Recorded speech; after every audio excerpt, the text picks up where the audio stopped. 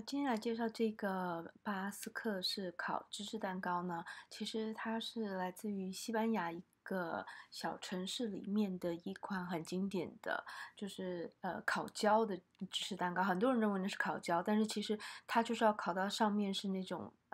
棕色、咖啡色。那甚至其实我看过一些网络他们当地去买的这个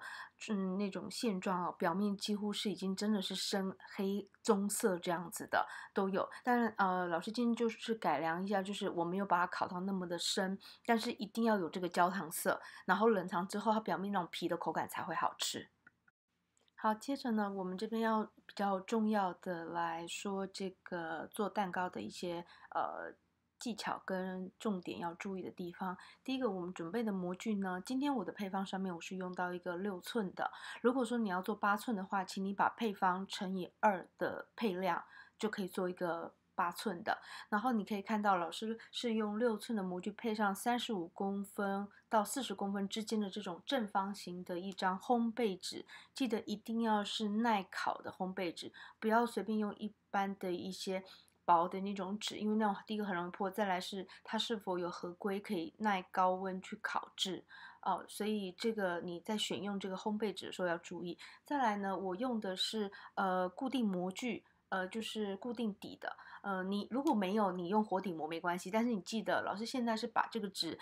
把它压皱之后呢，它会变软一点，然后这样子会比较好把它服帖的贴在这个模具上。那如果你是活底模具的话呢，你就记得在现在老师在操作这个的时候，不要把你的烘焙纸戳破了，不然的话，就是你在正面糊的时候，很容易它就现出来了。所以如果说你有固定模具是最好的，固定底膜的这种来制作这一款蛋糕是最方便。那你可以看到老师是先把纸揉成皱皱了之后呢，它可以比较服帖，不会滑。然后我的模具表面内层的表面我都是抹了黄油，然后让它可以贴着。然后你可以看到，就整个是非常服帖，包含底部的部分，你有看到老师一直用手指头去把它按压的方式，就是为了要让它能够是完整服帖。那等一下这样烤出来的时候呢，可以尽量是让它至少还有一个圆形的。如果你只是很随便把一张纸放上去的话，你烤出来它可能就那个厚度啊，整个底啊都没有那么好看。所以这是尽可能的话，如果你也比较讲究形状，尽可能我们在做这个服帖这个烘焙纸在模具里的这个动作，确实一点，然后可以把它贴的紧一点，这是最好的一个效果哦。那我们把它这个弄好了之后呢，我们就放旁边备用。那我们要来介绍准备做我们的芝士蛋糕的部分。那我们现在准备一锅有一点点加热过的一个水。那这个水的温度我现在大概是落在65度左右。然后我手边拿着这个呢是动物性的淡奶油，然后也叫鲜奶油因为内地这边他们是叫淡奶油。那所以呢就是两边说法不一样。那其实英文就是 heavy cream。那我这边的话呢，因为我们一般淡奶油的保存方式都是在冷藏，所以我拿出来我要让它先不是降温，就是让它把这个温度呢，跟一般有点点温凉这样子的状态，不要是很冰的状态。所以呢，我把它，你可以用微波的方式，但是微波我怕你会加热过度，所以我就建议你把它。坐落在这种热水盆里，但这个水不用很热，大概就是65度左右就可以。然后就让它在里面搅拌。你记得水千万不要溅到你的淡奶油里面。那当然你也可以把它拿出来自己室温回温也可以。那这是比较快速的方式，可能只要1分钟左右，或是2分钟。那它只要稍微升到，就是你可以用这个测温的。然后大概35度左右，我们就可以离开这个热水盆了。所以呢，我先让它把这个温度本来从冷藏的温度升到大概有35度，就可以不用再继续加热。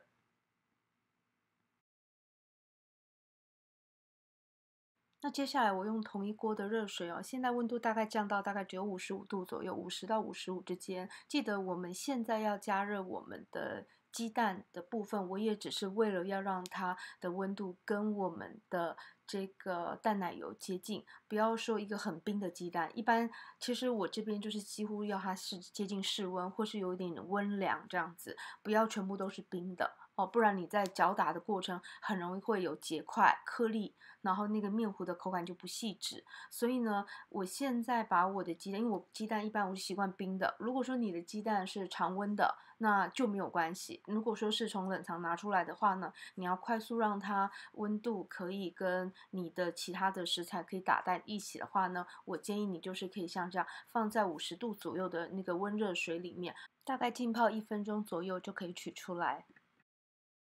那这个芝士蛋糕你可以看到，我现在给大家看的哦，就我室温拿出来，我会让它稍微的软一点点，不是要到很软，就是你刮刀去刮它的时候是那种膏状，但是不至于说你刮不动。像我这样其实很轻松，我轻轻的刮一下这种软度就可以了。然后当然它还是有一点点冰的。那我就会用这种叶片式的这种搅拌头，因为我为什么不用那种打蛋头呢？那种的话，现在是特别稠硬的东西，就是比较膏状的东西。我如果用那一种的话，它会全部都跑在里面，所以你要不停的一直用刮刀把它弄出来，再继续搅打，比较麻烦。所以一般我会用就是这种叶片式的，先来打前面。把它打到蓬松一点之后，我才来换这种搅拌头，不然的话就会一直刮一直刮，很辛苦。那我们现在就开始先把它打到蓬松一点，就是比现在的形状再软一点点，之后我们再来加砂糖的部分。我们在打发软化这个奶油芝士的这个过程呢，因为你在过程中你会发现它的边壁上，就是这个盆的边壁上一定是会飞溅，所以呢，我中途都会停一下，然后把边边刮一下，击中一下，再接着打，再接着打，大概要刮2到3次，然后要看到，等一下老师给你们看到是这种蓬松的软度，其实你透过视频你可以感觉得出来，其实它已经变得比较蓬松一点点了。这样子我们才可以开始来加糖。好，那我们现在呢，就是把这个白砂糖把它加进去之后呢，我们就是接着把它继续搅打。那搅打到等一下镜头里，老师会给你们大家看一下，就是这种形状。原则上要就是糖要接近快要几乎都是均匀的溶解在这个奶油芝士里面才可以。不能说还带有这种就是很明显的颗粒的感觉是不可以的哦。然后呢，你到时候我们把这个奶油芝士跟糖打的差不多均匀溶解的差不多了，我们要接着加湿的一些性状的材料进去的时候，那我们就可以把这个叶片式的搅拌头换成就是那种打蛋头。那因为接下来就是比较液状的了，所以加上去打之后呢，它就不会那么的膏状，就不会都卡在里面了。所以这时候我们就可以换那种打蛋头，会打得比较容易均匀。那你记得一样，我们在打这个糖的过程也是一样，它一定会喷到旁边的壁缘上，所以呢，我都会中途停机1次到2次，我把它集中一点点，然后确定它都打均匀，然后再接着继续打。哦，这个过程是没办法省略的，所以就是养成这种习惯，不管你是做其他的蛋糕类哦，那你可以看到这个视频里，第一个你看到很明显它的颜色跟它这整个蓬松度不太一样，你也可以用手指头去感觉一下这个糖粒是不是还很明显。然后如果只带有一点点的话是没有关系，我们就可以接着把我们的剩下的原物料陆续的加进去。如果还有很明显的那种糖精感觉的话呢，那你就接着要继续打，所以一定要用烘焙用的白糖，它那种细度跟我们做菜的那种白糖是完全不一样的。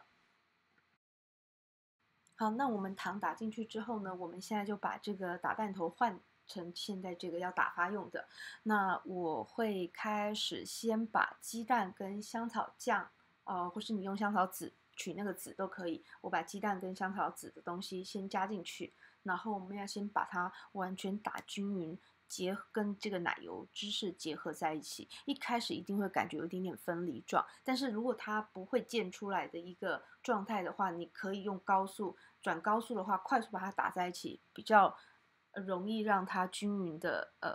整个打在就是乳化作用哦。所以记得，如果它不会飞溅出来的状态，你都可以用高速快速去打。然后一样我都会习惯性的停机再刮一下边缘，因为一定会有一些膏状的东西飞溅在边缘或底部，所以我都会这样子一直重复的去刮，然后拌，然后再搅拌一次，这样子可能都要1到2次，然后你要确定这个蛋液跟奶油芝士是很均匀的溶解在一起，没有分离状才可以。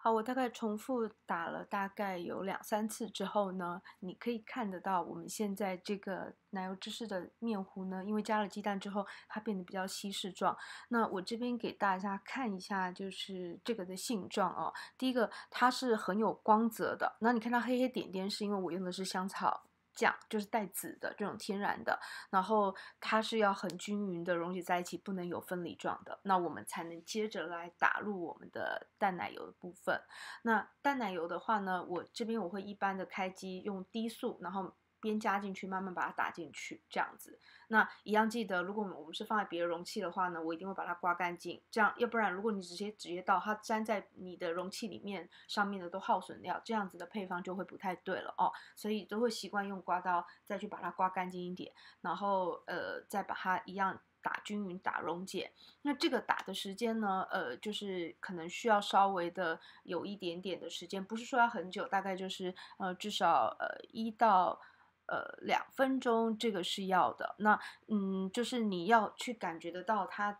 这个的量呢有很均匀的，然后当然会更水一点点，然后再来是它的光泽度，然后不会有那种颗粒分离的感觉，但是我们肉眼上看不出来的，但是其实我们还是一样要过筛才能够放到我们的这个模具里面去烘烤，所以我还是习惯都一样会刮盆壁，然后停机1到2次，然后每次打大概就打个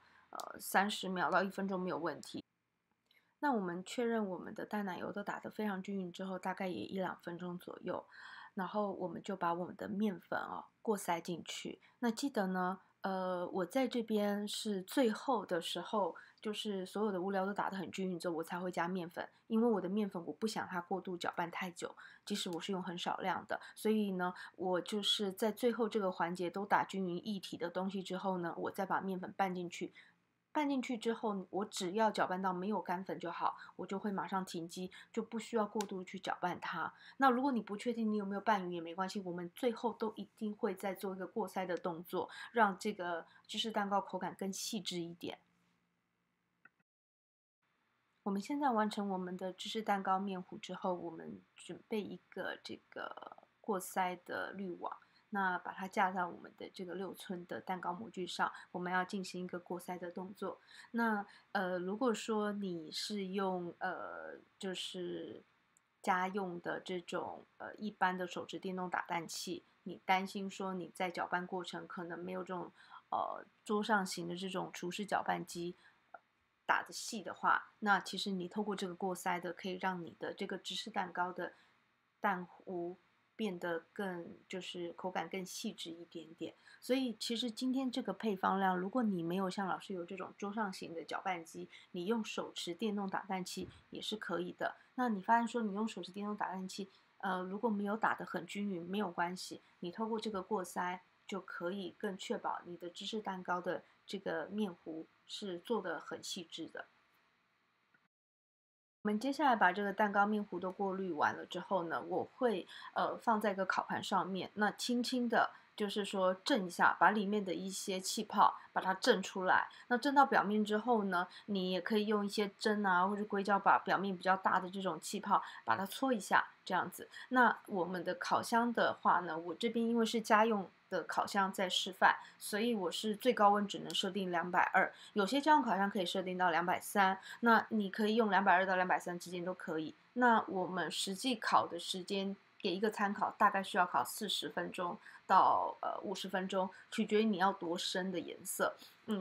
因为你在那个应该是网络，不是只有老师在教这一款蛋糕，有些颜色更深，但是很多人因为可能现在很多人觉得说吃很焦的东西致癌啊什么的，所以我今天做了这个版本是比较中和一点，你可以看到这个颜色烤出来就是焦糖颜色就可以了。但其实我个人我自己如果做来吃，我是会烤的比这个颜色再深一点点，有一点点黑棕色这样子，是我个人比较喜欢的。那这个的话是比较，我觉得大众可能他会接受度比较高，他不会去觉得说啊怎么是焦了，其实不是焦，这个传统的话，在西班牙他们烤真的上面整个是几乎是黑棕色的这样子。那我这边我是把它烤到是全熟的，那你可以把它烤到8分，然后上面颜色很深也可以。那就是说，你如果说要偏